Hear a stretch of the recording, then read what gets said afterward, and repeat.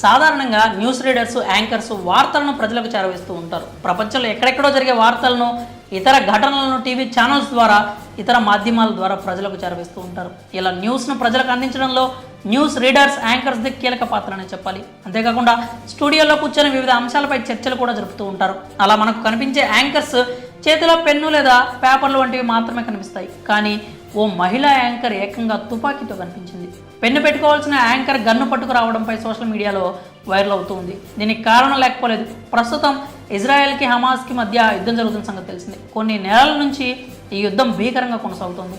కొన్ని నెలల క్రితం హమాస్ తొలుత ఇజ్రాయెల్పై దాడి చేసి ఆ దేశానికి చెందిన చాలామందిని బందీలుగా గాజాకు తీసుకెళ్లారు. ఈ ఘటనలో ఈ రెండు దేశాల మధ్య యుద్ధం ప్రారంభమైంది. ఇక హమాస్ చేసిన పనికి ఇజ్రాయెల్ తీవ్ర ఆగ్రహానికి గురైంది. నేటికి గాజాపై ఇజ్రాయెల్ సైన్యం విరుచుకుపడుతూ ఉంది. ఇప్పటికే ఈ యుద్ధం కారణంగా వేలాది మంది మరణించారు. రెండు ప్రాంతాలు వెనక్కి తగ్గకపోవడంతో ఈ పోరు ఇంకా కొనసాగుతుంది. ఈ నేపథ్యంలోనే ఇజ్రాయెల్కి చెందిన ఓ టీవీ యాంకర్ సోషల్ మీడియాలో ట్రెండ్ అవుతూ ఉన్నారు. ఇజ్రాయెల్కి చెందిన ఓ లేడీ యాంకర్ ప్యాంటు వెనుక జేబులో తుపాకీ పెట్టుకుని ఉంది. తుపాకీ పెట్టుకుని వార్తలు చదువుతున్న ఫోటోలు సోషల్ మీడియాలో వైరల్ అవుతూ ఉన్నాయి.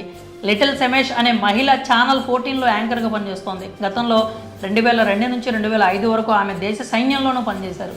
గత ఏడాది ఇజ్రాయెల్పై జరిగిన దాడి, ప్రస్తుతం హమాస్లో యుద్ధం నేపథ్యంలో ఇజ్రాయెల్లో పలువురు మహిళలు తమ వెంట తుపాకులు తీసుకెళ్తున్నారు.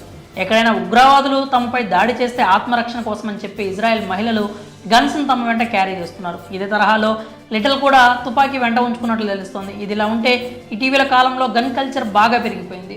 మామూలు వస్తువులు కొనుగోలు చేసినట్లుగానే గన్స్ కొనుగోలు చేస్తున్నారు. ముఖ్యంగా అమెరికాలో ఈ గన్ కల్చర్ కారణంగా ఎంతోమంది బలవుతూ ఉన్నారు. ఇటీవల కేవలం వారం వ్యవధిలో 400 మంది బలయ్యారు. ఈ నేపథ్యంలోనే యాంకర్ జేబులో తుపాకీ ఉండడం తెగ వైరల్గా మారింది. మరి పెన్ను పెట్టుకోవాల్సిన